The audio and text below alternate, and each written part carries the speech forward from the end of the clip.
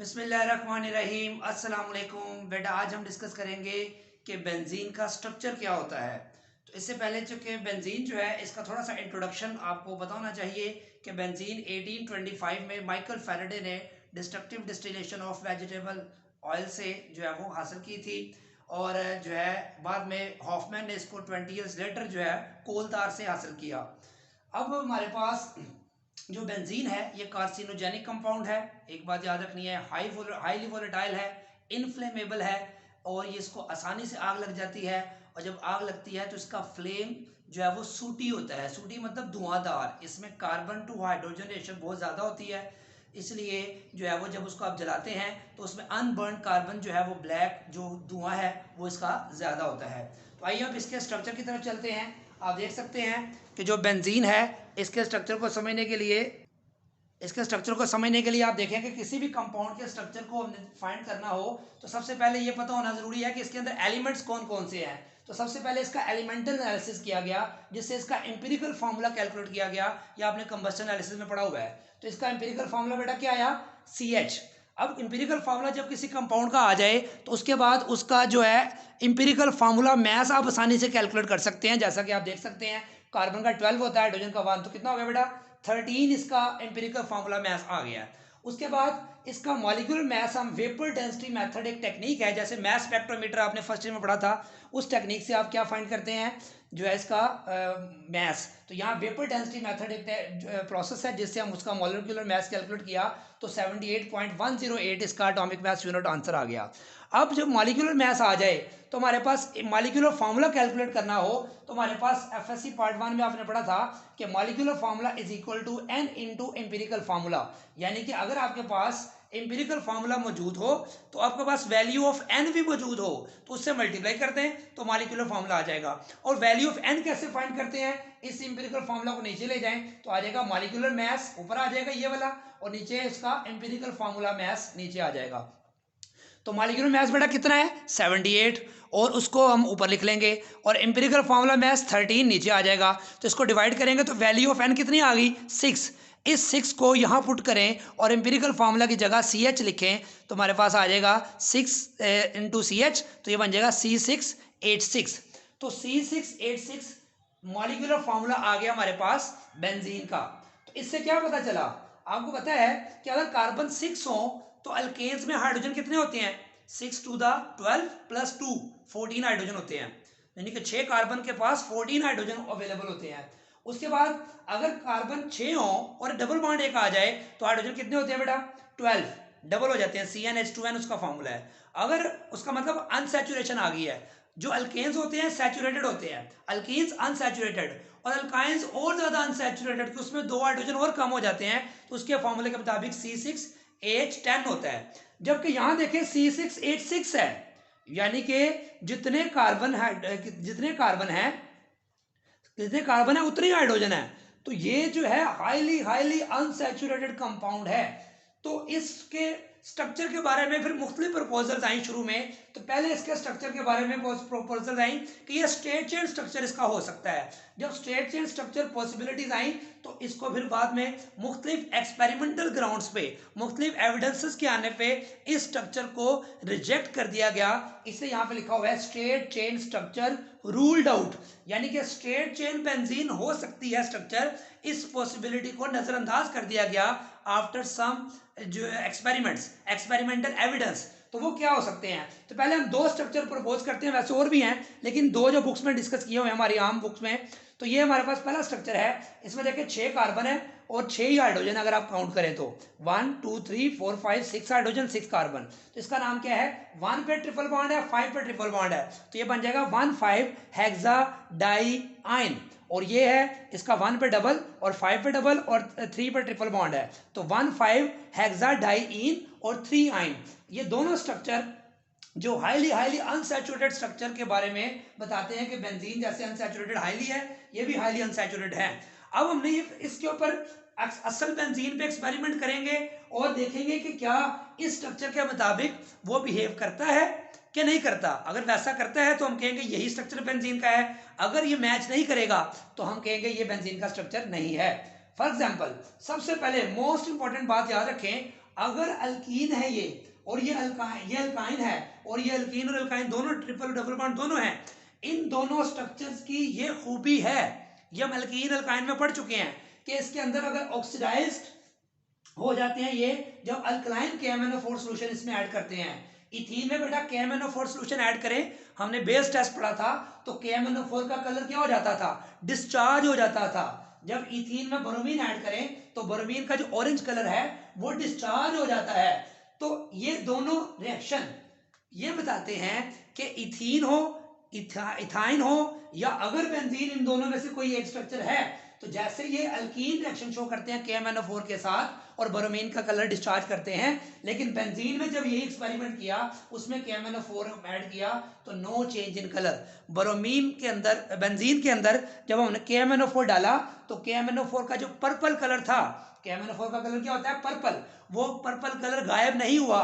वही KMnO4 जब ethene में डाला तो पर्पल कलर गायब हो गया।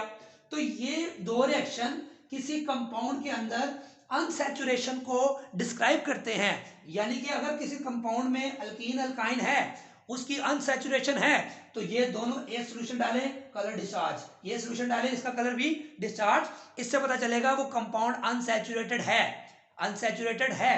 लेकिन हुआ क्या, जब बेंजीन में ये डाला तो इसमें कलर चेंज नहीं हुआ, तो इससे तो ये एविडेंस मिला कि बेंजीन अनसैचुरेटेड नहीं है, लेकिन उसका मॉलिक्यूलर फार्मूला चीख के बता रहा है, क्लियर कट बता रहा है कि ये तो अल्कीन और अल्काइन से भी ज्यादा अनसैचुरेटेड है, लेकिन KMnO4 का कलर ये डिस्चार्ज ही नहीं कर रहा। तो ये प्रॉब्लम आई हमें कि ये कलर क्यों नहीं डिस्चार्ज कर रहा है, इसकी वजह बाद में डिस्कस करते हैं। बेंजीन गिव्स एडिशन है, इसके बाद एक और बात देखें, इसका कलर डिस्चार्ज नहीं कर रहा, इसका मतलब अनसैचुरेटेड नहीं है। साथ ही देखें एडिशन रिएक्शन भी शो कर रहा है हाइड्रोजन हाइड्रोजन के साथ। आपको पता है बेंजीन का अगर 1 मोल हो तो उसमें 3 मोल हाइड्रोजन के ऐड हो जाते हैं, लेकिन वो जो एडिशन होती है वो नॉर्मल कंडीशंस में नहीं होती, वो ड्रास्टिक कंडीशन में होती है। जिन कंडीशन में इथीन में हाइड्रोजन ऐड होता है, बेंजीन में उन कंडीशन में हाइड्रोजन ऐड नहीं होता, जरा मुश्किल से होता है लेकिन हो जाता है। इसका मतलब अनसैचुरेशन तो है, ये टेस्ट बताता है कि अनसैचुरेशन नहीं है। ये टेस्ट बताता है बोरोमीन जब इसमें ऐड करते हैं कलर डिस्चार्ज नहीं होता, इसका मतलब है कि बेंजीन में अनसैचुरेटेड नहीं है। लेकिन क्लोरीन के 3 मॉलिक्यूल का बेंजीन में ऐड होना और हाइड्रोजन का ऐड होना, ये इस बात का सबूत है कि वो अनसैचुरेशन है। तो मतलब दो रिएक्शन बता रहे हैं कि अनसैचुरेशन बेंजीन में नहीं है, दो रिएक्शन बता रहे हैं कि वो अनसैचुरेशन है। फिर एक और बात मजे की कि जब ये बेंजीन के अंदर हम हाइड्रोजन ऐड करते हैं 1 मोल बेंजीन में, तो 3 हाइड्रोजन के मोल ऐड होते हैं या 3 क्लोरीन के मोल ऐड होते हैं। जैसे अब अगर एक डबल बॉन्ड हो तो कितने हाइड्रोजन के मॉलिक्यूल ऐड होते हैं, 1 मॉलिक्यूल। अगर 2 डबल बॉन्ड हो जाए 1,3-ब्यूटाडाइन तो 2 हाइड्रोजन के मोल ऐड होंगे। बेंजीन में 3 हाइड्रोजन मॉलिक्यूल या 3 मोल का ऐड होना, ये इस बात का सबूत है कि बेंजीन में 3 पाई बॉन्ड्स हैं। अगर बेंजीन का स्ट्रक्चर ये वाला है तो इसमें तो पाई बॉन्ड 4 हैं, देखें जरा 1 2 3 4, इसमें देखें 1 2 3 4। अगर बेंजीन का स्ट्रक्चर इन दोनों में से कोई है, ये वाला या ये वाला है, तो इसकी डिमांड है 4 मोल्स ऑफ हाइड्रोजन। इसकी डिमांड कितने मोल्स ऑफ हाइड्रोजन है, 4 मोल्स ऑफ हाइड्रोजन। जबकि इस बेंजीन, असल बेंजीन में जब हाइड्रोजन हमने ऐड किए, उन्होंने 3 मोल्स ऐड कर लिए, चौथा मोल वापस कर दिया। उन्होंने कहा चौथा मोल क्यों नहीं आप ले रहे, उन्होंने कहा मेरे पास है ही 3 पाई बॉन्ड, मैं चौथा मोल हाइड्रोजन क्यों लूं। हमने कहा ये स्ट्रक्चर तो कहता है 4 बॉन्ड है। उन्होंने कहा मुझे स्ट्रक्चर का क्या पता, मैं तो असल बेंजीन हूं, मैं तो एक्सपेरिमेंट में जो मेरे पास 5 बॉन्ड है मैंने तो उतने हाइड्रोजन ऐड करने हैं ना, इस स्ट्रक्चर को तो हमने प्रपोज किया है। इसका मतलब है ये बात भी इस ओपन चेन स्ट्रक्चर के खिलाफ जाती है कि ये स्ट्रक्चर के मुताबिक उसमें 4 मोल उसको आसानी से ऐड करने चाहिए, लेकिन वो कितने ऐड करता है, 3। तो इसका मतलब ये हुआ कि इस स्ट्रक्चर के मुताबिक इसको KMnO4 का कलर भी डिस्चार्ज करना चाहिए, लेकिन ये नहीं करता। उसके बाद ये इसके मुताबिक ये सैचुरेशन नहीं शो करनी चाहिए, एडिशन रिएक्शन शो करके ये बताता है, अनसैचुरेशन शो नहीं करनी चाहिए, एडिशन रिएक्शन शो करके ये बताता है कि ये अनसैचुरेशन है, एडिशन रिएक्शन शो करता है।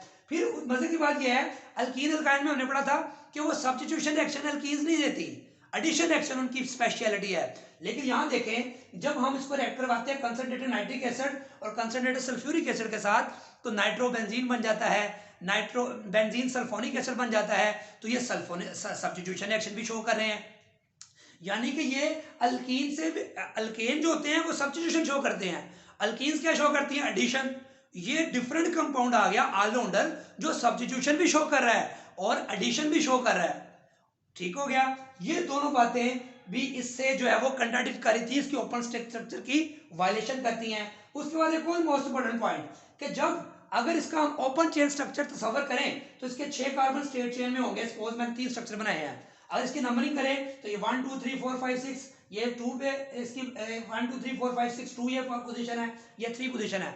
अगर इसका बेटा ये वाला हाइड्रोजन आप रिप्लेस कर देते हैं किसी भी क्लोरीन या ब्रोमीन से, तो ये इसका नाम बनेगा 1 क्लोरोबेंजीन के हिसाब से इसका नाम कोई बनाएंगे आप। अगर इसकी इस कार्बन के हाइड्रोजन को आप रिप्लेस कर देते हैं तो यहाँ पे 2 बेस का जो है वो सब्स्टिट्यूट लगेगा, तो ये दूसरा आइसोमर बनेगा। अगर 3 पोजीशन पे हाइड्रोजन को रिप्लेस कर देते हैं आप तो इसकी तीसरा आइसोमर बनेगा।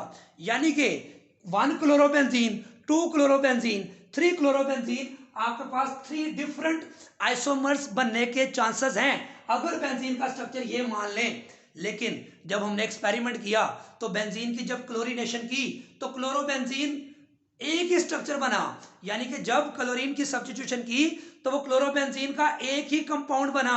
1 chlorobenzene, 2 chlorobenzene, 3 chlorobenzene, different 3 products नहीं मिली, सिर्फ एक प्रोडक्ट मिली। इसलिए इसको बोलते हैं बेंजीन कि जब मोनो सब्स्टिट्यूशन हम करते हैं तो benzene gives only 1 mono substituted product, जो कि ओपन चेन स्ट्रक्चर में पॉसिबल नहीं है। ओपन चेन स्ट्रक्चर करो तो इसकी 3 पॉसिबिलिटीज होंगी। वो 3 पॉसिबिलिटीज क्या हो सकती हैं? 1 क्लोरोबेंजीन, 2 क्लोरोबेंजीन, 3 क्लोरोबेंजीन। लेकिन असल क्लोरोबेंजीन जब हमने असल किया तो ओनली 1 टाइप का क्लोरोबेंजीन था, chlorobenzene, not 1 chloro, not 2 chloro, not 3 chloro. ये भी बात स्ट्रेट चेन स्ट्रक्चर के खिलाफ जाती है, जो कि बेंजीन का मोनो सब्स्टिट्यूटेड प्रोडक्ट देना। उसके बाद एक और बात देखें, जो बेंजीन का जनरल फार्मूला है, ठीक है। और उसके बाद एक और है इसमें कि अगर आप 2 सब्स्टिट्यूशंस करते हैं, 22 डाई सब्स्टिट्यूटेड की बात करते हैं, तो यहाँ पे देखिए 2 हाइड्रोजन है, इधर भी एक क्लोरीन लग सकता है, इधर भी क्लोरीन लग सकता है इस स्ट्रक्चर के मुताबिक। तो डाई सब्स्टिट्यूशन में एक ही पोजीशन पे 2 क्लोरीन लग सकते हैं। लेकिन जब हमने बेंजीन में देखा, जब बेंजीन में डाई सब्स्टिट्यूशन करके देखी हमने, तो उसमें 1 2 पोजीशन, 1 3 और 1 4 3 प्रोडक्ट्स हमें मिली डाई सब्स्टिट्यूशन की, 1 2 1 3 और 1 4। जैसे मैं स्ट्रक्चर यहां पे बनाऊं तो यहां पे अगर क्लोरीन लगा है तो यहां पे क्लोरीन लगेगा 1 2 पोजीशन पे, फिर ये क्लोरीन यहां पे लग सकता है 1 3 और ये 1 4, इधर आ जाए 1 2 1 3 1 4। तो डाई सब्स्टिट्यूशन की इसकी 3 प्रोडक्ट्स मिली, जबकि इसके मुताबिक 1 पे भी लग सकता है और 6 पे भी लग सकता है। 1 6 डाई सब्स्टिट्यूटेड बेंजीन भी हो सकती है। जबकि बेंजीन में हमने जब प्रैक्टिकल किया तो इसमें सिर्फ हमारे पास 3 प्रोडक्ट्स मिली, 1 2 1 3 और 1 4। 1 5 कोई डाई सब्स्टिट्यूशन प्रोडक्ट नहीं थी। तो ये बात भी स्ट्रेट चेन स्ट्रक्चर को रिजेक्ट करती है, रूल्ड आउट करती है। तो मोनो सब्स्टिट्यूशन का और डाई सब्स्टिट्यूशन दोनों के कंसेप्ट आपको क्लियर हो गए। ये बेंजीन के जो है जनरल फार्मूला अगर हम देखें, अल्केन्स का जो होता है CnH2n+2, उसके मुताबिक फार्मूला होता है C6H14। और अगर हम अल्कीन्स देखें तो उसका जनरल फार्मूला CnH2n होता है C6H12। और अगर हम अल्काइंस देखें तो C6H10। तो ये देखें CnH2n-6 है।